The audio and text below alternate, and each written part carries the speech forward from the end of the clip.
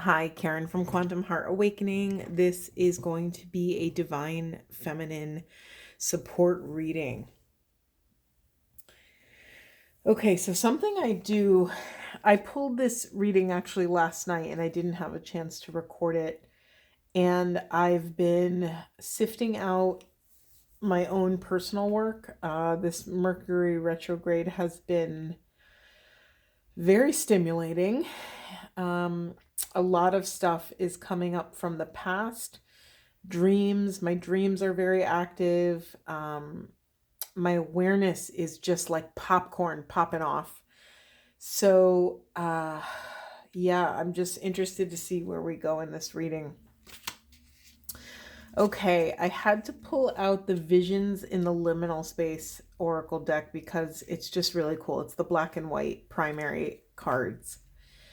And I'm just going to read some of these. So the first card, until the day breaks and the shadows flee away. The living fear being haunted by the dead, but the dead welcome being haunted by the living. Visit the dead, visit your dead, if possible. Among them, it's evidence that love is eternal, that life leaves traces beyond death, that there is solace in the somber, and death, the uninterrupted quiet of it all, so much more peaceful and patient than we're made to believe. I am thinking of this wonderful Thomas Merton quote that follows me everywhere I go. And it goes something like, we must be very careful when we pray to the Holy Spirit, because what the Holy Spirit does is teach us to die. It is the only show in town. It's one of my favorite quotes. And basically it's saying anytime we are reaching toward something else, it is going to incorporate some sort of death cycle and rebirth cycle. And really, like, I love that line, death, it's the only show in town. It's so true. I mean, our breath cycles is a death, right? We inhale, we get to the capacity of our lungs, and then we have to exhale. And we're kind of in that death cycle all day long. We also have this card, they know not what they do. I don't know if you can make out, but there's a figure who's about to pull a lever that it says there's a sign, do not pull, and there's a dumpster fire above his head. Forgive them, for they know not what they do. There's a big message in here for divine feminines.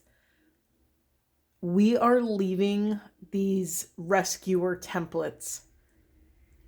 We are no longer excuse me, we are no longer using our precious life force chasing after someone or something that does not want to show up, to heal themselves, to work towards something. This is a moment where we are being asked to honor what people do, honor what people say, believe who they are when they show you the first time. You have your own work. You have your own destiny. You have your own stuff that is showing up on your side of the street. You don't have to go running on the other side to work on someone else's soul mission. Another really clear way to say this is we cannot steal someone else's hero's journey away from them. That's how they ascend. They have to go through the trials and tribulations in order to grow, learn, and expand. And if you continue to do that work for them, and this could be within an intimate partnership, within family, this could be at work. Are you the one at work who's doing all the jobs for everybody, and then the group takes the credit for all of your hard work? You know, we're being called to become impeccable in word and deed. Okay. I'm actually just going to read this one or two lines from the book about that because it's so good. It says, give those who have earned it the grace to make mistakes without criticism or condemnation, while loving yourself enough to stay out of the blast radius while they do so. All you can do is trust people to show you who they really are. Regret and blame are futile, but self-preservation lends itself to objective observation. And then we have this rewritten history card. I don't know if you could see it from there, but it's an image of a tower of books, and they are on fire. So quite literally book burning. There's something here. I already know what it is, but let me follow it and I'll explain after. So we're being called divine feminines to anchor in our divine knowing, our divine truth. Divine feminine energy has always known, has known the entire time. Divine feminine energy has known what was going on when they were getting burned at the stake. Divine feminine energy has always had the capacity to hold that profound, profound love as the world tantrums around them. It reminds me of a mother holding her arms wide open and her heart wide open while their child throws a massive tantrum. That tantrum does not diminish the love that that mother has for that child. And so divine feminines, we are being called to anchor this stability even deeper, now more than ever.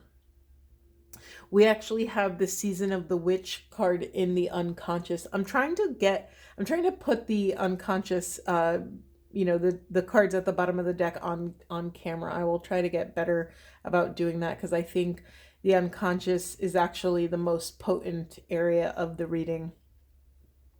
Anyway, we have this, in the unconscious, we have this Season of the Witch card, which looks like a lot of souls that were being burned around the fire.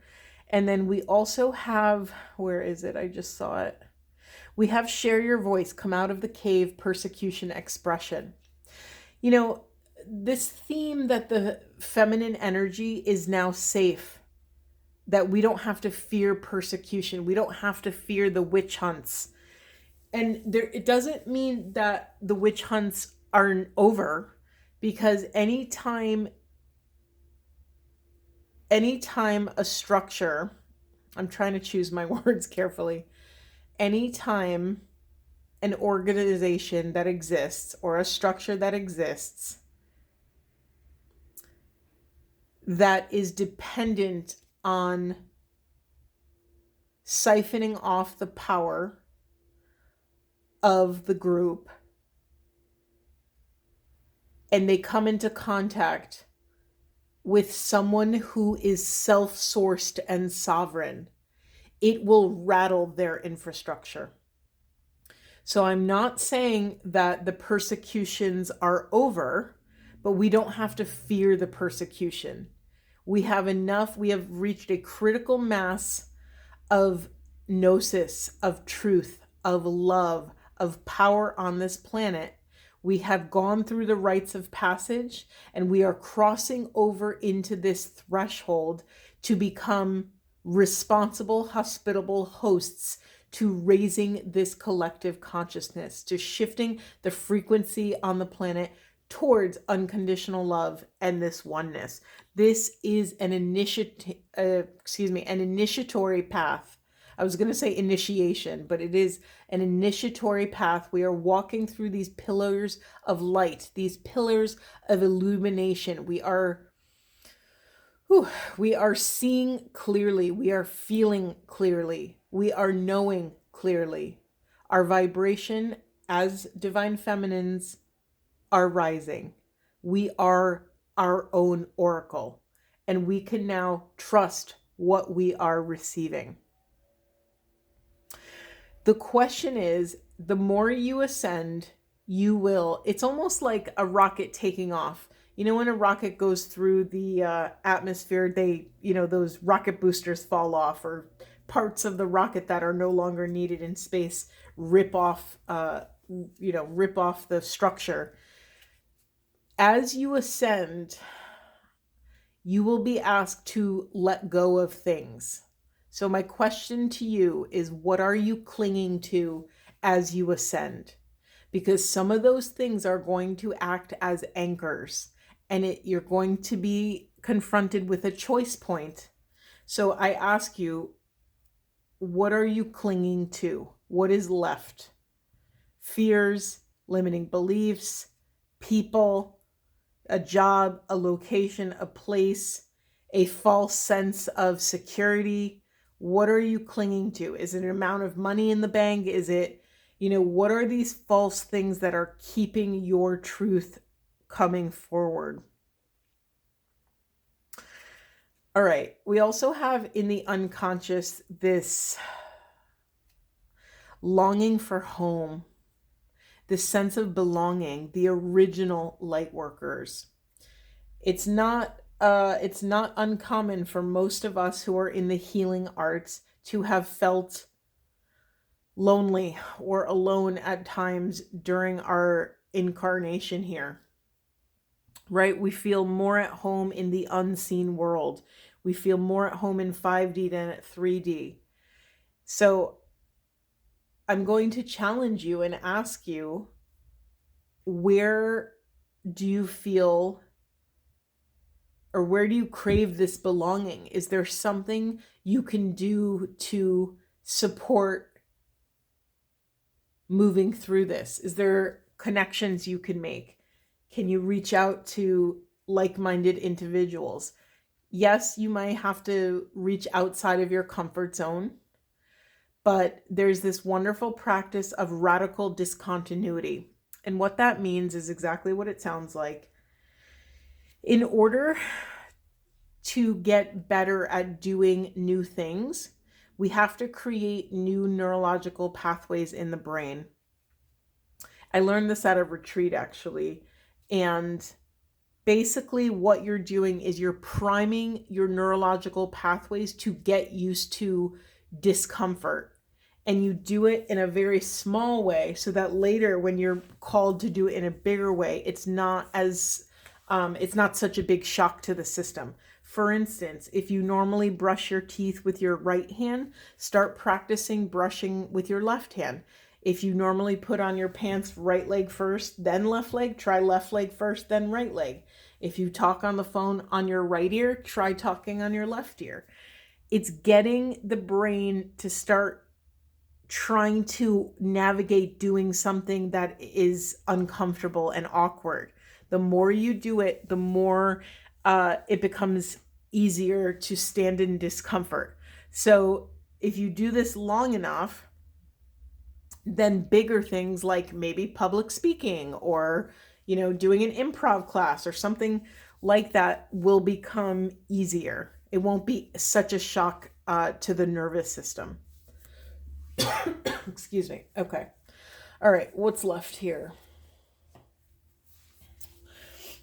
Yeah. So we, divine feminines, we are changing course to come into even deeper authenticity. We are being asked to come into deeper truth. We have the good girl. We have good girl in the unconscious. Well, can you see? Yeah, there you go. We have this good girl card in the unconscious. And it's so funny. I did a personal reading for myself, and I also received this card that was about shedding this good girl ideal. So often the feminine energy has been, cut and pasted and edited so much that we have to behave and we have to, act a certain way, and we can't act a certain way in certain places, and we have to dress a certain way. We've been so fragmented by society that we are now shedding. So again, reminding you about that question, what are you clinging to? Are you clinging to this, whatever this archetype of a good girl is? What does that even mean? To me, a good person is someone that is truthful to themselves and one around us, that someone who takes responsibility for self. A good girl feels like a very, imagine hearing that as an adult. It sounds like a very patronizing kind of social commentary from someone who other than self. And there's really no place for that in this level of liberation. Yeah, we're coming into deeper individuation and individuality. We are reconnecting with source. We are supercharging our intuition by actually surrendering to divine guidance. We are dismantling any and all delusions. There's this delusion card. It says, intention without surrender can be a fast path to delusion. Yeah, that speaks to micromanaging. On the spiritual path especially, we set the intention, we set it and forget it, right? We set the intention and then surrender the how. We surrender how it's going to look like. Our job is to be proper, not proper, what's the word? Our job is to be diligent stewards of this bit of consciousness. We are clearing any and old templates that made us feel caged. We are shifting course, and we are remaining optimistic as we ascend and access deeper truth and divine love. For some of you, I have so much compassion for those of you that are still struggling to believe it, that are still struggling to believe that the divine has your back, that the universe is conspiring in your favor.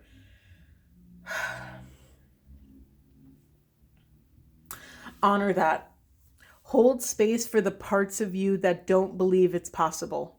And hold space, step into the role as the divine witness and the divine parent, and parent those parts that are in pain and that are in doubt and fear, because those are wounded parts and they need love and attention. Okay, we also have the companionship card in the unconscious. It says, giving someone your complete presence is an astonishing gift. Yeah, what I'm feeling from this card is I've witnessed this and I've experienced this myself often on the spiritual path. It's really easy to do this work and to be quote unquote enlightened and this peaceful Zen human when we're by ourselves. It's really easy when you don't have any distractions. There's that great meditation quote that's like, if you can't meditate in a boiler room, then you can't meditate. Essentially, the true skill of dropping into deep, deep, profound presence should be attained anywhere. There should be nothing that can just take your attention away from the present moment. And so, what I'm feeling from this is if many of you have been single for quite a while, it can maybe feel a little daunting or even triggering to step into relationship. And that could mean anything. That could be friendship, that could be, intimacy or whatever. It could feel a little daunting. So hold space for that part of you that has felt like they weren't able to step out in the world and do this work. Okay, let's get some other cards. All right, divine feminines, what do they need to know? Whoa. Okay. Oh, it's so funny. We got this in the collective reading yesterday in the unconscious, but now it's coming out in the conscious. So dependability. So again, this we also got this yesterday, but it's in the reverse, and we also have friction. Okay. I'm just laughing because this speaks to exactly what I just said. So this feels to me, divine feminines, honor where you are still attached to past lovers, to past beloveds, to past relationships. It is time to become impeccable with anything that's bringing friction to your ascension. I keep going back to that crumbling card. It's what are you clinging to? So are there any old relationships that still hold a strong vibration in the present moment for you? Because if you're still clinging to other, then you are not calling your spirit back and doing the work on yourself that needs to be done. So where can you free yourself? Even if it's just 10% more, where can you free yourself and become a dependable inner lover, inner beloved to yourself? In the unconscious, we have unity. Yeah. You know, it's funny, we have unity in the unconscious right under the alliance card in reverse. So yeah, I honor again for the group of you that doesn't feel like you do have allies on the planet. That can be an extremely lonely, isolating experience. But again, remember, we are all one. If you believe in this work, if you believe that we are one consciousness, then you're really never alone. You are never alone. We breathe as one. Okay, let's see what else I can get. Let's get some flower cards. Okay. What do divine feminines need to know for the highest and best good of self on the planet? What are they still clinging to? Is there any other blocks? What else do they need to know? Is there any other illusions that they need to let go of? We have courage and transformation. Whoa, we got flying cards here. We have rebirth. I mean, come on. Oh, and we also have patience and we have wisdom. You know, this is all here, right? All of the wisdom that you could ever want is here right now. It's within you. It's our ability to surrender to the present moment and release what we think it's supposed to look like.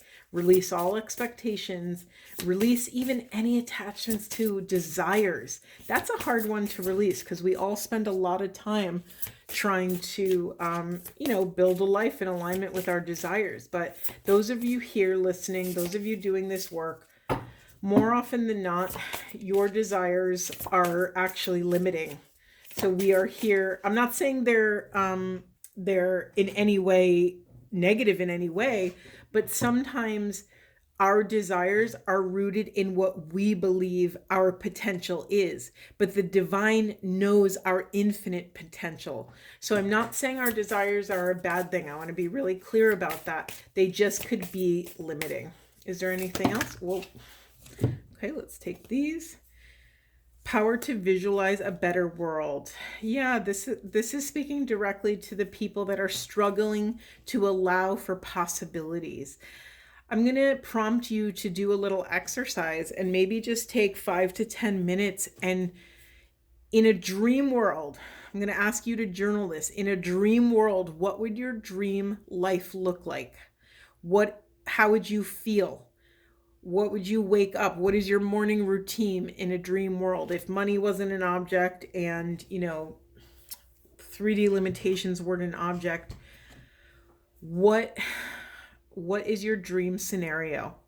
This again is also creating new neurological pathways in the brain that didn't formerly exist because you're actually allowing yourself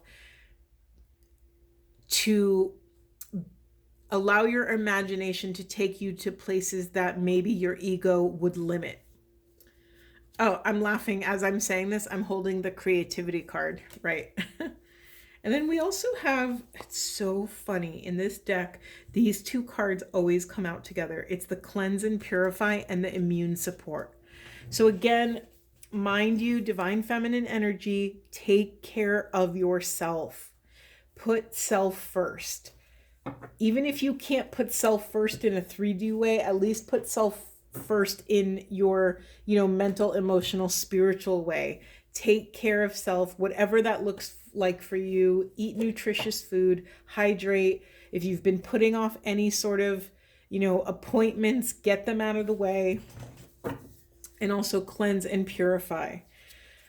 It's funny, even though I have it with the immune support, what I'm feeling from this card is this is actually cleansing and purifying your thoughts. You are being called to babysit your thoughts and your energy at this time. If you catch yourself sinking into any sort of lower or denser frequency, either negative self-talk or gossip or any sort of victim energy, victim mentality, call your spirit back, ground in source. Use your mantras, use your exercises, your meditation, your prayers, whatever works for you, exercise, yoga, whatever it is, and reground. Oh my God, this card keeps coming up. So in the unconscious, we have the mother card. So yeah, this message, I know I sound like a broken record, but it just keeps showing up. So clearly it's still active in the system. So again, it may be time to bring this mother shadow into the light. Again, it could be your own, your actual mother, or it could be whoever mothered you growing up. It could be issues from not having a mother. It could be your role as a mother, or wanting to be a mother, whatever, around anything that's showing up around this mother wound. And it also may be the answer to what are you clinging to. Okay, let's just keep going. Let's see. I always like a cosmic journey. Why not? Okay. This is for divine feminines. What else do... Whoa. Okay, you probably heard that. That was a mess. Right into reality. Okay, this goes hand in hand with the dreaming card. This is just confirmation. Hold on.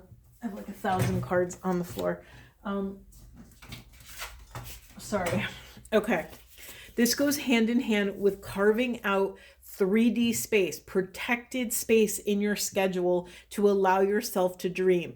If we cannot feel it in our system, if we cannot imagine it in the realm of spirit, it will never come into the realm of matter. That's how this works. Carolyn Mace often famously says that the 3D world is the caboose of the train, meaning it's the thing that follows the front of the train. The realm of spirit is the front of the train. So we need to carve out sacred space to excuse me, write our truth, write our desires, write our vision for the world, our prayers for our family and loved ones, write these things into reality.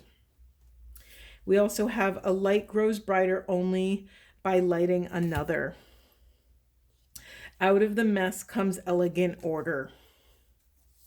One of my favorite Carolyn Mace quotes is, when you come to recognize human chaos as divine order, you come to see God clearly. That's what it is. We have to start trusting that the chaos of our lives is actually the divine reorienting and dismantling our lives so that we can be put on the path we're meant to walk. Okay, do we want to get more? Should we get more? How long is this? Almost a half hour. Let's get some twin flame cards just because, why not? Okay, divine feminines. Anything for divine feminines? Anything about what divine feminines are clinging to? Anything blocking this courage and transformation? What was that?